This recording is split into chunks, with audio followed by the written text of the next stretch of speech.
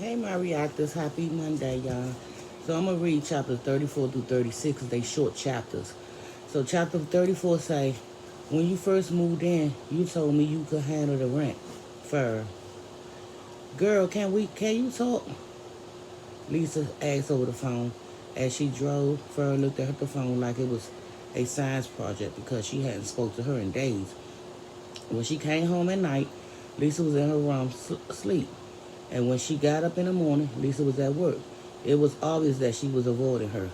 Yeah, I got a few minutes, she said, knowing that when she was done, she was going to ask her about her rent money.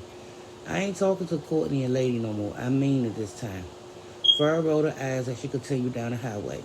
She could care less what they do this time.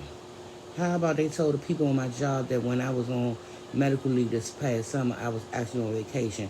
If they investigate me, I can lose my job. Girl, and they know that shit. Fur had heard enough. She knew she was trying to prep her for the I don't have your money today either gig, and she was over it already. Lisa, I thought you were giving me the money you owe me today. I really need it for rent because Vivian came by earlier asking for it. And since her son died, she's been really mean. She's going to put me out if we don't come up with it. He died. I thought he was missing. She bit her tongue. I mean missing. I meant missing. Oh well, I'ma give it to you. But I'm not gonna lie, I don't have it right now. Well, when you gonna have it? When you first moved in, you told me you could handle the rent. So what changed? I can handle it, Lisa said. But I'm not gonna lie, I don't think the price is fair anymore. I mean, when all when are your sisters moving? Then she paused. Hold up. I can't hear you, Fur. I can't hear you. Fur, are you there? Fur looked at her phone and saw the call was over. Bitch, she yelled. Throwing the phone in her purse, she hit her with the my call drop shit. If she didn't have her money in the next few days, she was putting her ass out. Suddenly, having friends was no longer important. She was driving down the road and the knocking under her hood got so loud that she could barely hear herself think.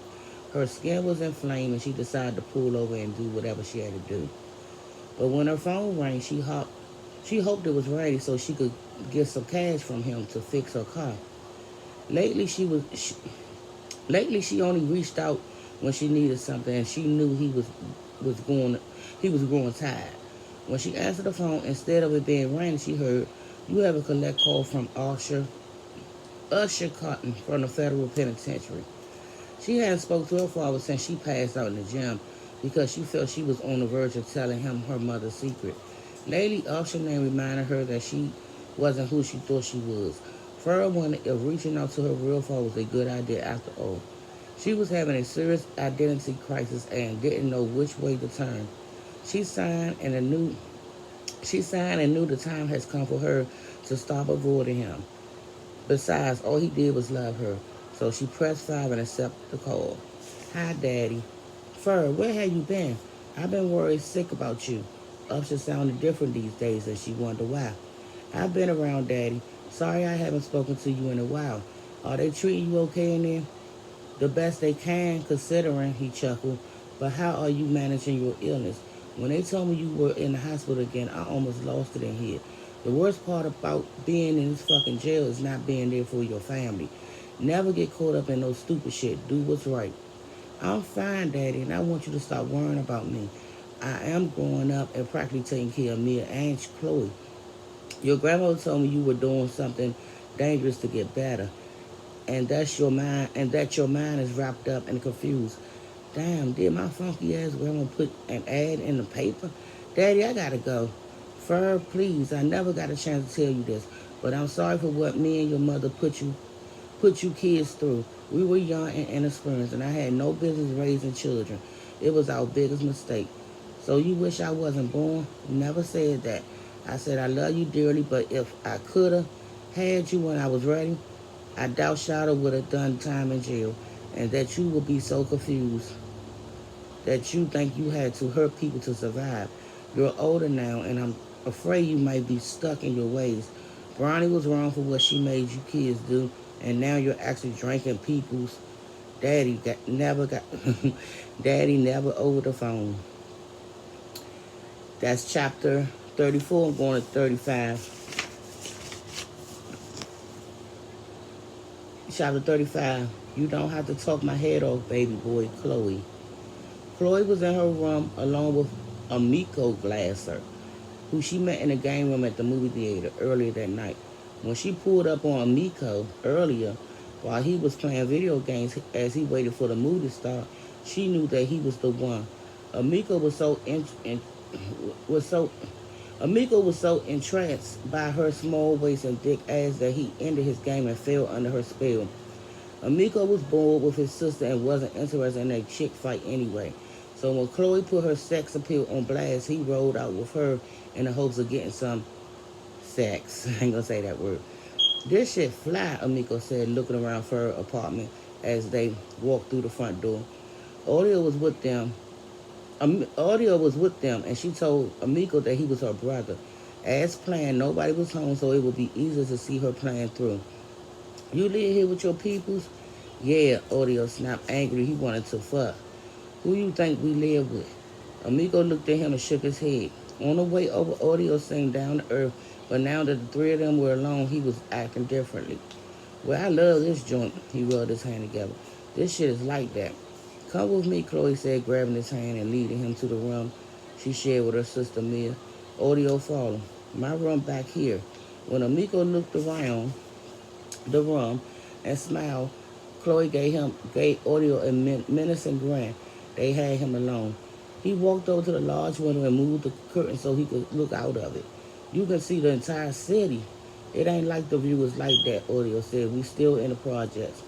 He walked away from the windows and said, wait, did I do something to you? Because on the way, we were cool. But now you acting like I slapped your mama. What the fuck? Audio was about to steal him when Chloe jumped in between them. You got the smoke? Chloe asked. Amiko sat down on the edge of the bed and said, I thought you said you had it. Remember when I gave y'all a ride? You said you didn't have gas, but you got the weed. She forgot her lie already. Oh, yeah. Give me a sack. Chloe went to Lisa's room, stole another bag of weed, and brought it back. As she rolled up a blunt, Audio stood over her as he looked at Amiko with piercing eyes. Here you go. Thanks, Lisa, Amiko said, repeating the name she told him. Amiko took the wet blunt and lit his fire under it, while Audio patrolled. Look, you got the dope or not, he asked. We ain't got time for all this shit, this other shit. Chloe jumped up to silence him. To get Audio to help her, she told him Fur was on her run and would get sick if she didn't get what she needed. He didn't know her well, but he had family members on drugs, so he bought everything she said. Got what? Amiko said, looking between them. Then he looked at Chloe. What is he talking about, Lisa? Baby, let me handle it from here, Chloe begged, while walking Audio to the door. Then she kissed him on the lips and Amiko's eyes widened. Did she just kiss her brother? I won't be long, baby, I promise. So what you want? Me to leave you alone with this nigga? He pointed. You don't even know this dude like that. Please, Audio, this is for my sister. Fuck this shit, he yelled. If this nigga kills you, don't come crying to me. He stormed out without saying goodbye. She didn't move until she heard the front door shut. When Audio was gone, Chloe turned around to look at Miko, who seemed scared and confused. She sat on the bed next to him and rubbed his leg to put him at ease. What's up with your brother? He's a little too overprotective. It's almost like you all fucking or something. I mean, he just kissed you on the lips. We close like that, she said, hoping he wouldn't press the issue. What I want to do now, though, is have fun with you. You up for it or what? After we light this up, he smiled, raising the blunt. He put fire to it, took a pull, and felt a calm rush immediately. Damn, he called and beat his chest twice. This some good ass shit right here. He handed it to her. So what you want to do? I can't stay long because I got to get my peoples from the movies later. I'm the rap. You don't have to talk my head off, baby boy. She smashed the blunt out in the ashtray. The sooner we stop talking, the sooner we can fuck. He stood up and eased out his pants, boxers, and shirt. Before she had a chance to change her mind, then he slid into the bed. What you waiting on? Get undressed. Chloe jumped out her clothes and cut the lights. The room was so dark they could not see each other. When she was asshole naked, she eased under the covers and rolled on top of his body. You got a condom? He asked. She could smell the weed coming off his breath. I ain't trying to have no babies by nobody I don't know. Fucking wasn't part of the game. Fucking wasn't part of the game. She was just being freaked out. Me neither. That's why I'm that's why I'm on the pill. She moved to kiss him. When he turned his head, what's wrong? I need you to get the rubber now. Chloe rolled off him, reached into the doctor's for a condom and handed it to him with an attitude. Put this shit on so we can get this over with. You acting real ungrateful. He quickly tore the package off and slipped his medium-sized dick into the condom. Then he reached for Chloe in the darkness, but she wasn't next to him. Where are you? He said in the blackness. Stop playing. I'm ready. I'm right here, she said on the other side of him. Wait, how'd you get over there? What the fuck are you doing? That was the last thing he said before she grabbed his wrist and sucked him with a syringe. Stuck him with a syringe. He jumped out of bed and knocked her to the floor. His naked body fell on top of hers as he tried his best to get whatever she used to stick him out of her hand. Chloe hadn't banked on him being so strong or on him fighting so hard for his life. Murder was trivial to her because she's seen so many die that she grown careless. She forgot one thing. When she killed in the past, her family was always present. But now she was alone, battling with a man twice her size with a strong desire to live. Now she wished Odell hadn't left after all. Somewhere in the midst of her thoughts, Amico managed to get his hands around her throat. Please don't kill me, she begged softly. I don't want to die like this. I was doing this for my sister. I didn't want to hurt you. The more he squeezed, the lighter she felt. Chloe Cotton was dying, and she was resigned to the fact that until someone appeared in the doorway, she couldn't see who it was, but she reached out for help. That's the end of chapter 35, and I'm going to 36, and that's it. You might not want this no more, but somebody else sure do. The Clapper. The Clapper walked towards the only bedroom in her tiny apartment. She stood in the doorway and watched DB sleep peacefully in her bed. Even though their relationship was built on an understanding and not love, she couldn't help but fall for him. She wondered if she were 30 years younger, would he be interested? Eleanor's dreams quickly came crashing down when she sat on the floor, spread her legs, and stuck the needle in her clit to get the best high of her life. And after an hour later, when she saw him toss and turn, she walked inside the room and said, "Hungry?" DB opened his eyes, stretched his muscular arms, and smiled. He wasn't wearing a shirt, so the dog tags around his neck seemed to glistening against his dark skin. Her kindness came to him when he needed it the most, and he will forever be grateful. She didn't know for sure if DB was his name when she found him on the side of the road, alone, injured and cold. The name stuck because of the tattoos on his left shoulders with the letters. His legs was broken, his shoulder was dislocated, and he could barely move for weeks without her assistance. But thanks to the phone call from Eleanor, she was able to get him the help he needed by sucking the dick of a friend who was a doctor. I'm hungry as hell, he rubbed his stomach. He sat on the edge of the twin bed and his large feet rested on the cold wooden floor. What you cooking, Ma? Anything you want, you know that. From where she stood, she could see his large dick through the leg of his boxers, and she desperately wanted a taste. DB, she smiled slyly. Can I make you feel better?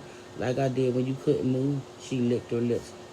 DB felt bad for allowing her to blow him off in the past, but he was in so much pain back then that the sexual release she provided was better than the medicine.